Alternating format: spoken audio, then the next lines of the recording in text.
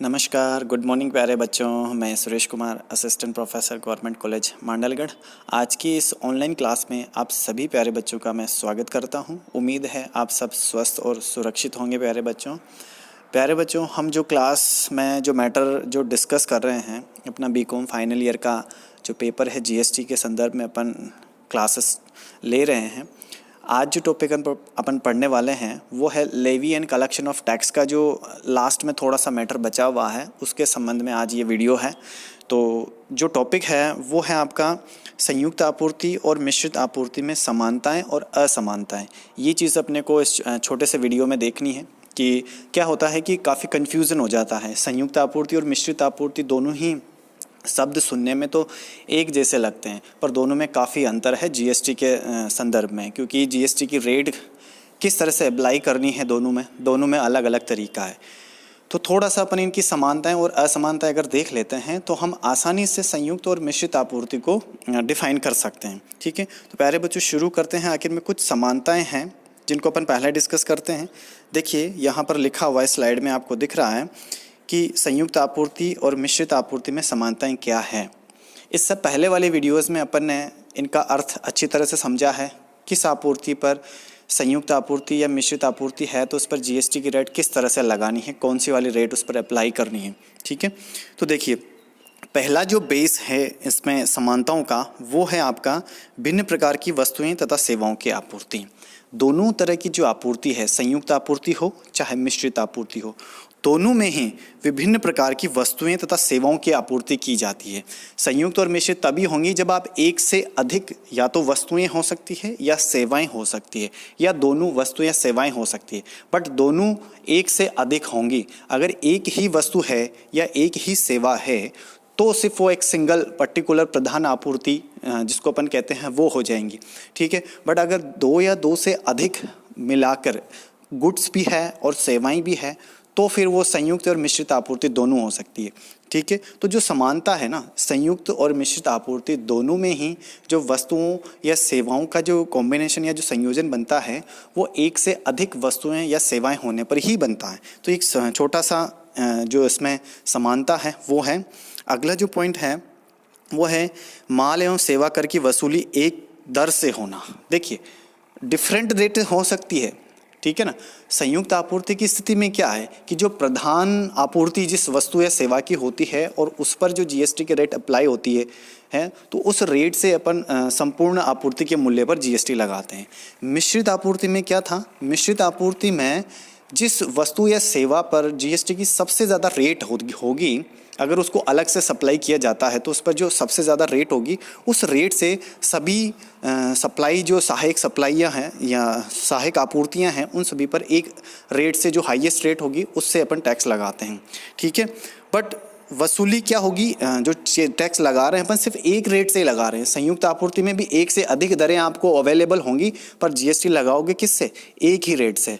मिश्रित आपूर्ति में भी आपको एक से अधिक दरें मिलेंगी पर आपको जीएसटी लगाना है सिर्फ एक दर से। ठीक है ना, जो सबसे हाईएस्ट होगी मिश्रित आपूर्ति में वो उससे लगाओगे, संयुक्त आपूर्ति में प्रधान आपूर्ति में जो जीएसटी की रेट होगी उससे आप लगाओगे। ठीक है, आई थिंक क्लियर है। चलिए आगे बढ़ते हैं। आगे और क्या बेस है इसमें समानता का, देखिए आई थिंक ये दो ही समानताएं हैं। एक तो समान रेट से आप जीएसटी वसूल करोगे, दोनों में एक ही दर लगाते हो, अलग अलग रेट नहीं। संयुक्त आपूर्ति में भी एक रेट से जीएसटी लगाना है, मिश्रित आपूर्ति में भी एक रेट से जीएसटी लगाना, बट वो होगी कौन सी रेट वो अपने को पता है कौन सी होंगी। ठीक है, संयुक्त आपूर्ति में प्रधान आपूर्ति वाली और आपकी मिश्रित आपूर्ति में जो सबसे हाईएस्ट रेट होगी उससे आपको जीएसटी लगाना है। अगला जो आता है आपका संयुक्त आपूर्ति और मिश्रित आपूर्ति में असमानताएं, क्या डिफरेंट है, क्या अंतर है दोनों में। ठीक है, वो तो समानताएं अपन ने देखी है और अब है आपका असमानता, यानी कि क्या ऐसा अंतर है जिससे अपन संयुक्त आपूर्ति और मिश्रित आपूर्ति में अलग अलग रेट लगाते हैं। रेट तो एक ही रखते हैं, एक ही रेट लगाते हैं, अलग अलग जैसे 4-5 रेटें अवेलेबल है तो उनमें से एक रेट उठाते हैं अपन, दोनों में ही ऐसा होता है। पर जीएसटी की रेट कौन सी वाली, अब हाईएस्ट वाली एक में अलग आती है और एक में प्रधान आपूर्ति वाली आती है। ठीक है, तो अपन को डिफरेंस देखना है, क्या डिफरेंस है। देखिए सबसे पहला जो बेस है डिफरेंस का वो है आपका सम्मिलित विभिन्न वस्तुओं या सेवाओं की अलग अलग आपूर्ति। ये तो अपने को अच्छी तरह से पता है कि संयुक्त आपूर्ति में भी एक से अधिक आपूर्तियाँ होती है, मिश्रित आपूर्ति में भी एक से अधिक आपूर्तियाँ होंगी, ठीक है। बट जो वस्तुएं या सेवाएं जो है उनकी अलग अलग आपूर्ति किस में पॉसिबल है। अब देखिए, संयुक्त आपूर्ति में पॉसिबल नहीं है, संभव ही नहीं है कि आप प्रत्येक जो संयुक्त आपूर्ति में जिन जिन आपूर्तियों को मिला के अपन ने जो आपूर्ति बनाई है उनकी अलग अलग आपूर्ति अपन नहीं कर सकते। फॉर एग्जांपल अगर अपन उदाहरण लेते हैं तो जैसे किसी को भी अपन ने माल बेचा, किसी पंजीकृत व्यापारी को, तो पंजीकृत माल का अपन ने बीमा भी करवाना है, ठीक है। और बीमे की सेवा उसको अलग से नहीं दे सकते अपन, बीमा करवाएंगे, ट्रांसपोर्ट की सुविधा देना है, माल की पैकिंग भी अपने को करनी है, पैक करके ही अपन माल को बेचेंगे, ठीक है ना। तो ये चीज़ें हैं। अब जैसे मैंने टूथपेस्ट का भी आपको पहले वीडियो में उदाहरण दिया था कि जो पेस्ट होता है उसको ट्यूब में डालना ज़रूरी है, कंपलसरी है, उसके बिना नहीं होगा। उसकी सप्लाई आप पेस्ट को अलग से उसकी सप्लाई नहीं कर सकते। तो इस तरह की जो सप्लाई होंगी ना, उसकी पैकिंग होगी, फिर उसका ट्रांसपोर्टेशन होगा, फिर उसका इंश्योरेंस भी अपन करवाते हैं, है ना। तो ये जो अलग ये सेवाएं हैं साथ में और गुड्स भी है साथ में, तो ये आपूर्ति अपनी संयुक्त आपूर्ति होती है। तो इसमें अलग से अपन जो प्रधान वस्तु है उसकी अपन अलग से सप्लाई नहीं दे सकते, उसके साथ जो सहायक आपूर्तियां अपने को देनी है वो वस्तुओं की भी हो सकती है या सेवाओं की भी हो सकती है। तो इसमें अलग से उसकी आपूर्ति संभव नहीं है संयुक्त आपूर्ति की स्थिति में। मिश्रित आपूर्ति में अपन ने देखा था कि एक से अधिक अगर अपन वस्तु या सेवाओं की सप्लाई साथ में देते हैं तो उसमें ऐसा पॉसिबल है कि अपन प्रत्येक वस्तु या सेवा की अलग आपूर्ति दे सकते हैं। फॉर एग्जांपल अपन होटल में खाना खाते हैं, ठीक है, होटल वाला आपको चपाती, रोटी, सब्जी, ब्रेड, कोल्ड ड्रिंक, काजू, किशमिश, सलाद वगैरह सब देता है, ठीक है। तो अपन उसमें क्या करते हैं, जैसे कोल्ड ड्रिंक को अपन ने देखा कि कोल्ड ड्रिंक अपन अलग से दुकान से भी उसको ले सकते हैं, सिंगल रूप से भी उसको खरीद सकते हैं। काजू किशमिश को अपन अलग से खरीद सकते हैं, उसकी सप्लाई दी जा सकती है अलग से, अपने को उसकी सप्लाई जो है अलग से अवेलेबल हो सकती है। तो मिश्रित आपूर्ति में ऐसा संभव है। अलग अलग जो सहायक आपूर्तियां हैं, जो मिश्रित आपूर्ति में जो सबको मिला के जो आपूर्ति दी गई है उसमें प्रत्येक सहायक आपूर्ति की अपन अलग आपूर्ति की जा सकती है। तो ये एक डिफरेंट हो गया दोनों में कि संयुक्त आपूर्ति में प्रत्येक वस्तु या सेवा की अलग अलग आपूर्ति संभव नहीं है, मिश्रित आपूर्ति में संभव है। अगला जो है अंतर वो है किसी एक वस्तु का प्रमुख होना या न होना, ठीक है।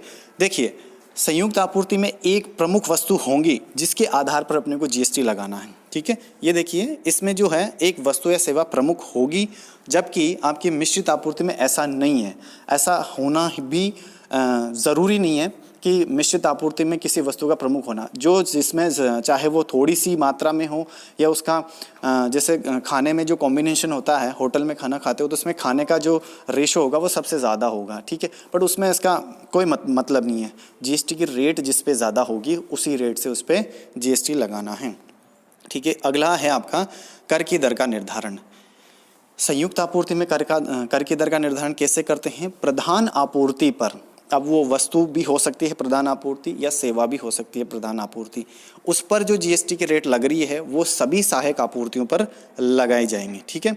इधर मिश्रित आपूर्ति में क्या होगा, जो विभिन्न प्रकार की आपूर्तियां हैं उसमें सबसे ज़्यादा हाईएस्ट रेट की जो जीएसटी की रेट होंगी उस रेट से आपको संपूर्ण आपूर्ति पर जीएसटी चार्ज करना है। ये है आपका संयुक्त आपूर्ति और मिश्रित आपूर्ति में अंतर।